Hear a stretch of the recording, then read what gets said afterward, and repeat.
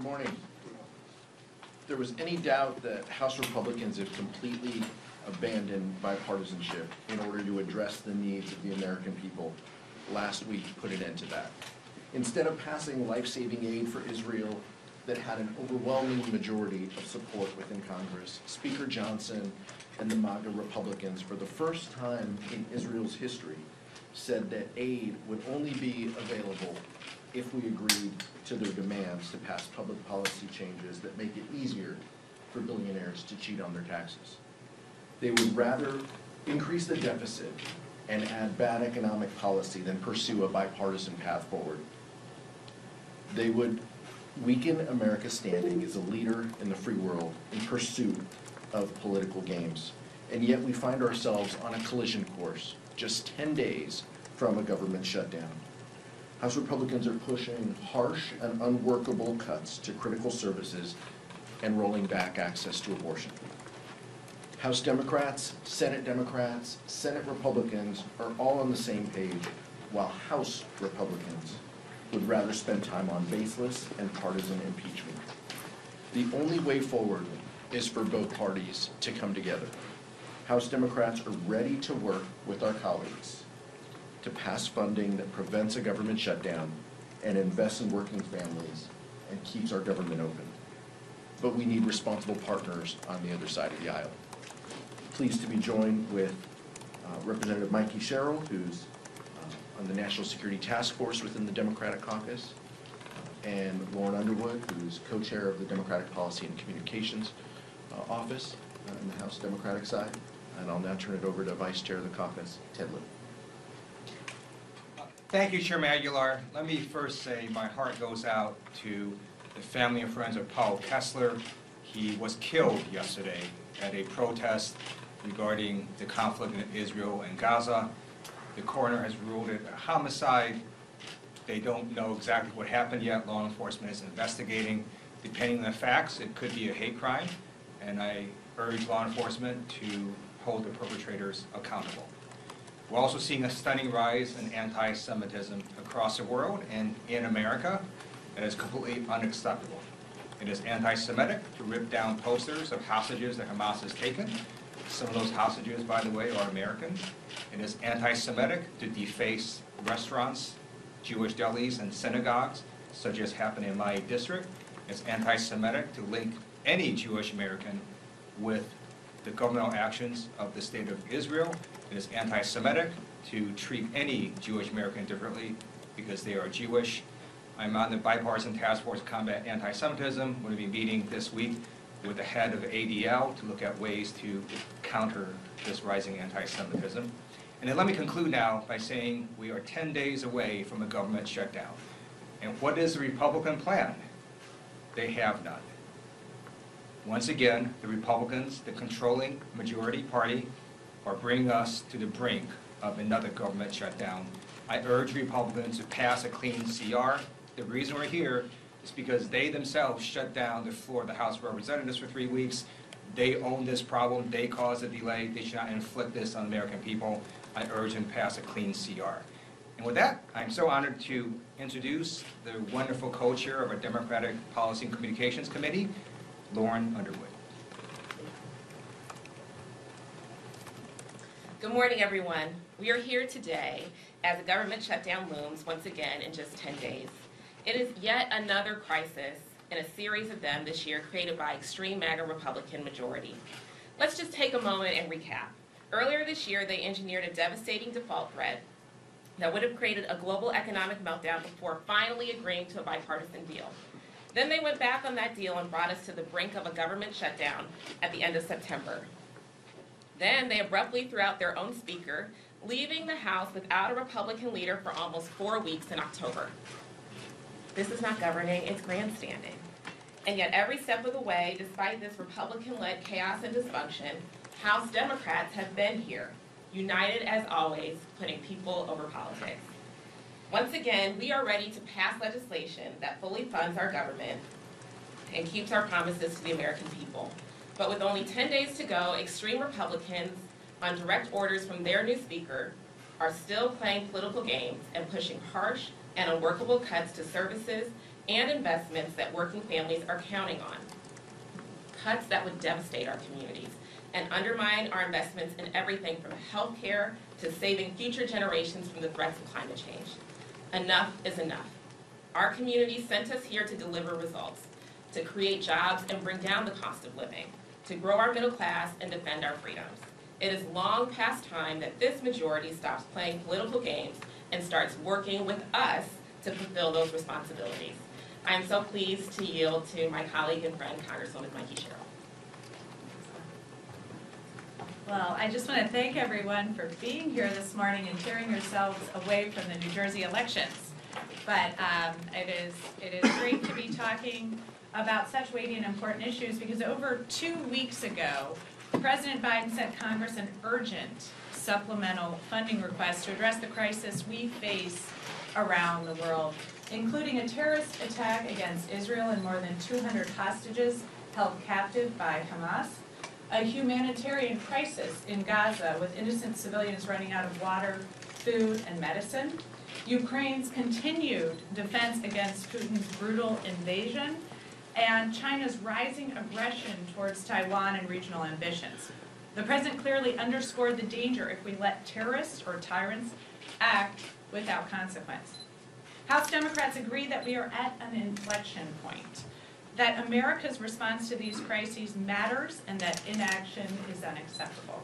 As a former Navy helicopter pilot and Russian policy officer, I know that the U.S. cannot walk away from these fights if we want to preserve and protect democracy. But Speaker Johnson has decided to retreat as the world is in crisis. Instead of sending a strong message about America's resolve, he abandoned allies and politicized aid to Israel with an unserious, inadequate bill. A bill with supposed offsets that in fact add billions to the deficit, fails to include humanitarian aid to Gaza, and that's dead on arrival in the Senate. This is no way to lead or govern. We must instead address these crises as a whole because they're connected in the fight for freedom and democracy. We've seen that Ukraine's enemies are, in fact, also Israel's enemies. Russia recently hosted Hamas leaders in Moscow, and a Hamas spokesperson called Russia their, quote, closest friend. Iran is working hand in glove with Putin, supplying drones and munitions for the war in Ukraine as they supply Hezbollah and support attacks against American assets worldwide. 38 and counting in the last month, with 46 Americans injured, 8 attacks since Friday alone. So it's time for House Republicans to wake up to this reality. The Senate is working together on a package, but House Republicans are missing in action when it comes to standing up for democracy abroad. If the U.S. retreats, imagine the message that sends to China as they eye an invasion of Taiwan. Imagine the message it sends when Putin wants to go beyond Ukraine's borders further into Eastern Europe. Walking away now would be a win for Hamas, a win for Putin, and a win for Xi. But bundling our assistance would show the rest of the world, especially China, Russia, and Iran, that despite the work of extremists on the fringes, the vast majority of American lawmakers stand ready to support our democratic partners. Congress must meet this moment. We cannot let petty politics diminish America's leadership or responsibilities on the global stage. Thank you, and back to you. Thank you, Representative Sherrill and Underwood, Vice Chair Liv. Questions? Yes. There's going to be a vote on the 2 censure resolutions.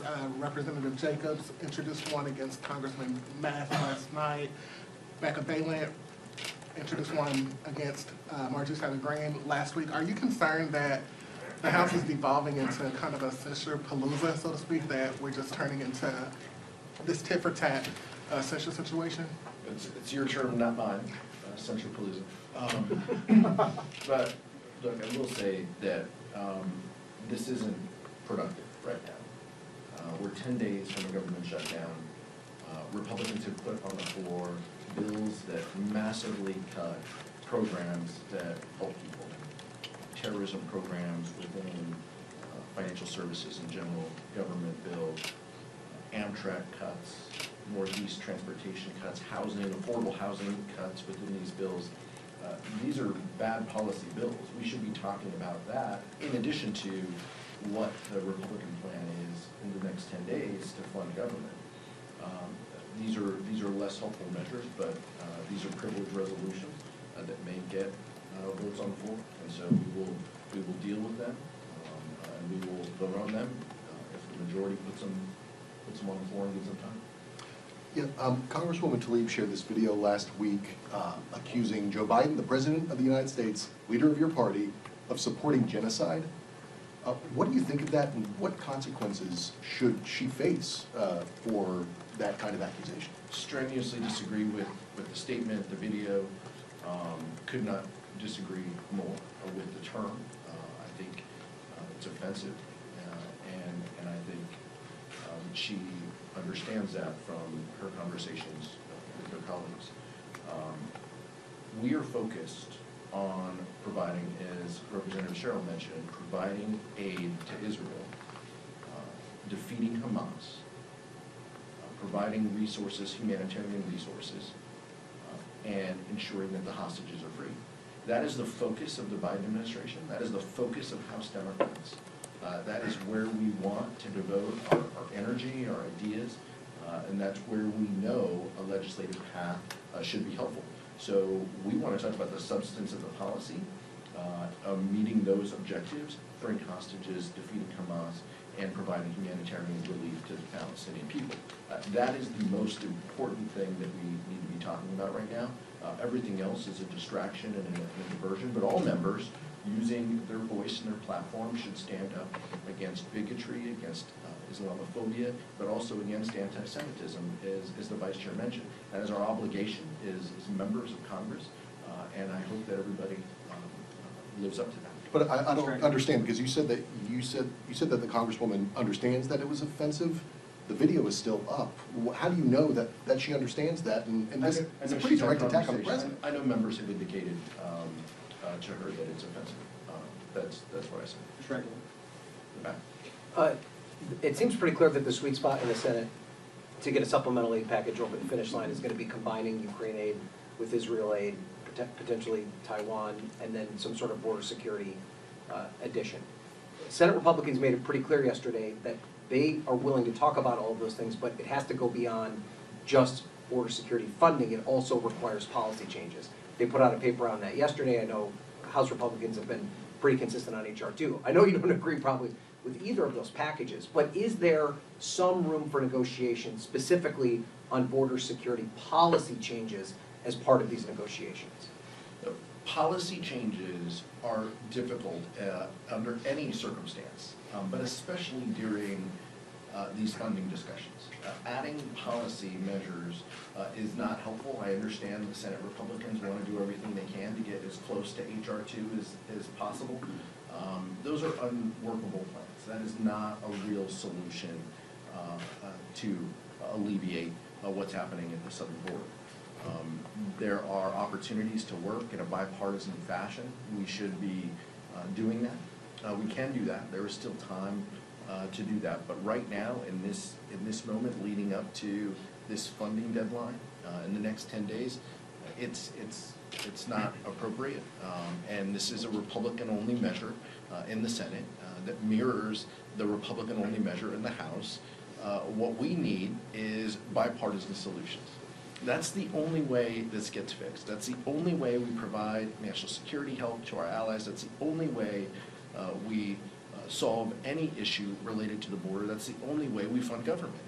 As soon as Senate Republicans and House Republicans tune out the MAGA extremism and join us, we will be in a better situation to address substantive policy issues that you mentioned, as well as doing the very basics of funding government. Vice Chair Lee. So I agree with everything Chairman Aguilar said, and thank you, sir, for your question about the censure resolutions. So let me just say that today is November 7th. 1 month ago, Hamas engaged in a brutal terrorist invasion of Israel. Hamas is a genocidal, homicidal, religiously fanatical terrorist organization. They butchered children, decapitated elderly, and burned entire families alive. One of their rallying cries is from the river to the sea. It's also in their current charter. a charter that does not recognize the State of Israel. And in the original charter, which also did not recognize the State of Israel, they also called for the killing of all Jews. So if someone repeats that phrase in America, it is highly inflammatory. I have a district that has one of the highest populations of Jewish people outside the State of Israel, and they are scared. They're scared of rising anti-Semitism. When they see phrases like that, they feel scared. And we have the right to free speech in America. People can repeat that phrase every hour on the hour if they want to. Part of free speech is people also have the right to criticize and condemn people who use that phrase. And I just want people to understand that when you use this phrase in the context of the brutal Hamas invasion, it scares Jewish Americans. And so I just ask people to understand what they are doing when they use that phrase.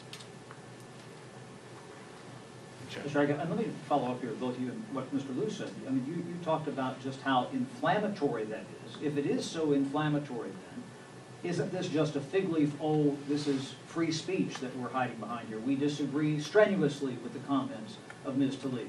But shouldn't she be worthy of some sort of a sanction if you truly in your heart of hearts feel so strongly about her remarks? These are privileged resolutions that will come to the floor. There will likely be motions to table. We are encouraging our members to vote yes on the motion to table and to oppose the censure. That is how the Democratic caucus is proceeding. But as we mentioned before, the continued censures are not helpful to address the crisis that we have, the funding cliff that we have in front of us, the Republican-led chaos and extremism that we see before us. These are not helpful discussions. Why not I'll have the yield to Democratic minister. caucus then take some action against her if her remarks are genuinely so offensive as Mr. Liu laid out? I'll yield to the question. Thanks. I mean, Mr. Liu, do you think that I she said should what be, I said. but do you think she should be penalized internally? I understand about doing it on the floor, but because what you said so eloquently that these are offensive remarks, that she should be penalized internally by the caucus because, as you say, your constituents are scared. My constituents are absolutely scared. Now, I know that as members of Congress, we have outsized platforms, so we can individually criticize, commend, say whatever we want about any issue we want to. And so members of Congress can already do that. So it's not clear to me why, when we're 10 days from a government shutdown, we're not focusing on making sure that we don't have a government shutdown.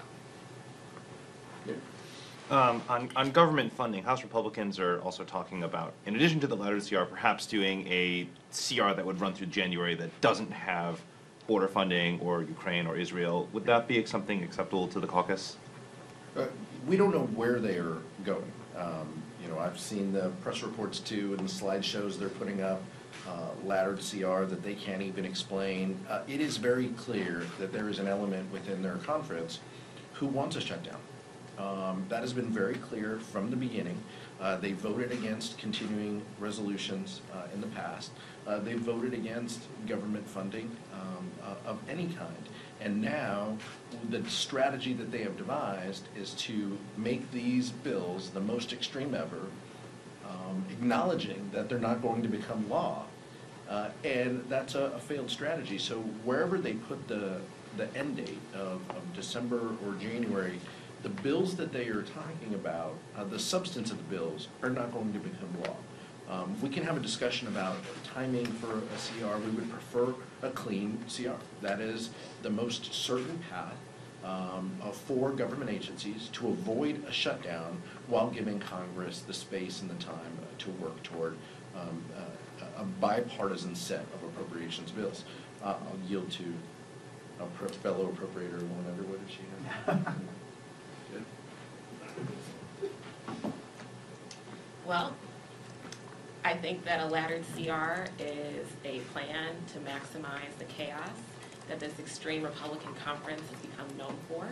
It is not a serious proposal to getting us to a bipartisan solution, which is year-long government funding packages. And, I think it's unacceptable. Okay. Last question. That's what happens when you serve on appropriations. Press conference. Yeah. Republicans are currently holding a press conference with family members of hostages taken by Hamas. So I was wondering if there are any discussions between Democrats and Republicans of perhaps more aid, and if it's not more aid, what else can you do to help those families? I'll ask Vice Chair Liu and Mikey Sherrill to comment too. This is the height of hypocrisy from the Republican conference. They voted for a package that left out humanitarian aid just last week. By the way, an extremely partisan plan that is not going to become law, that blows up our deficit, and ignores the humanitarian crisis that they acknowledge. The Biden administration has been incredibly focused on defeating Hamas, getting the hostages released, and providing humanitarian aid. We hope that our Republican colleagues share those same goals, but it appears, based on the vote they had last week, as well as the press conferences that they're having this week, that I'm not certain that they share those values. But that is what we are focused on. That is where we feel the policy should guide us toward, and we welcome them to engage with us in a bipartisan path that meets those objectives.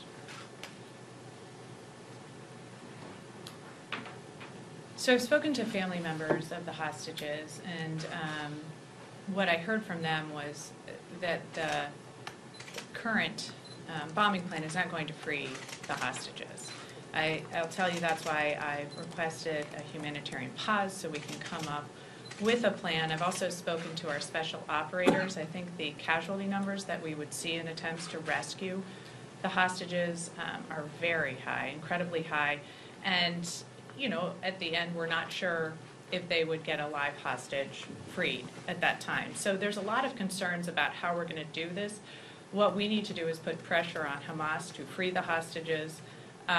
We need, I think, to bring in our partners in the region, partners like Egypt and Jordan and Saudi Arabia and others, to put this pressure on and determine the best path forward and how we are going to both end Hamas's rule in the region, get rid of them, make sure that we get the hostages freed, and also come up with the future path forward that is going to bring more peace and stability in the region.